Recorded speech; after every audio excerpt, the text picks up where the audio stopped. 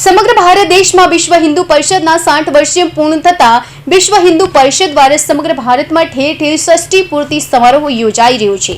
ત્યારે વિશ્વ હિન્દુ પરિષદ અરવલ્લી અને મેઘરજ તાલુકા કાર્યકર્તાઓ અને સમસ્ત હિન્દુ સમાજ દ્વારા મેઘરજમાં શોભાયાત્રા યોજવામાં આવી હતી, જેમાં ગેલી માતા મંદિરથી આ શોભાયાત્રાનો પ્રારંભ થયો હતો અને ડીજે અને ભગવાન શ્રી રામના ફોટો સ્થાપિત રથ સાથે મેઘરજમાં આ શોભાયાત્રા ફેરવવામાં આવી હતી, જેમાં અરવલ્લી વિશ્વ હિન્દુ પરિષદના સંજયભાઈ ભાવસાર, છબીલદાસ, ધનાભાઈ, પુંજાભાઈ, રામાભાઈ સહિત કાર્યકરો અને વીએચપી કાર્યકરો અને હિન્દુ સમાજના યુવાનો મોટી સંખ્યામાં શોભાયાત્રામાં જોડાયા હતા।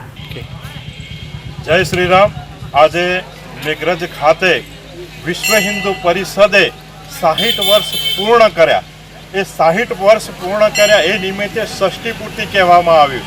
એ ષષ્ઠી પૂર્તિ 2023 થી 2024નો જે સમયગાળો હતો એને ષષ્ઠી પૂર્તિ કહેવામાં આવે છે અને ષષ્ઠી પૂર્તિ આજે એ 2024 જન્માષ્ટમીના દિવસે પૂર્ણ થાય છે।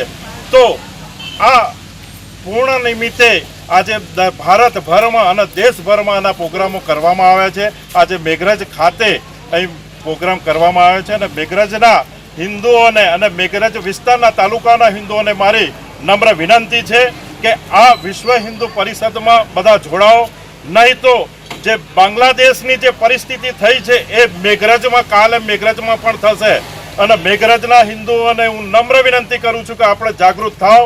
વિશ્વ હિન્દુ પરિષદની જ્યારે શોભાયાત્રા નીકળતી હોય ત્યારે જનમેદનીથી બધા જ જોડાઓ, નહીંતર હિન્દુ સમાજ સૂતેલો છે તો સૂતેલો રહી જશે અને બાંગ્લાદેશ જેવી પરિસ્થિતિ અહીં નિર્માણ થશે। એટલા માટે હિન્દુઓને જનજાગૃતિ માટે જગાડવા માટે આજે આ વિશ્વ હિન્દુ પરિષદ ષષ્ઠી પૂર્તિ 60 વર્ષ પૂરા થયા છે એના ભાગરૂપે આજે આ શોભાયાત્રાનું આયોજન કરેલું છે। જય શ્રી રામ। Hitendra Patel, Hind TV news, Aravalli.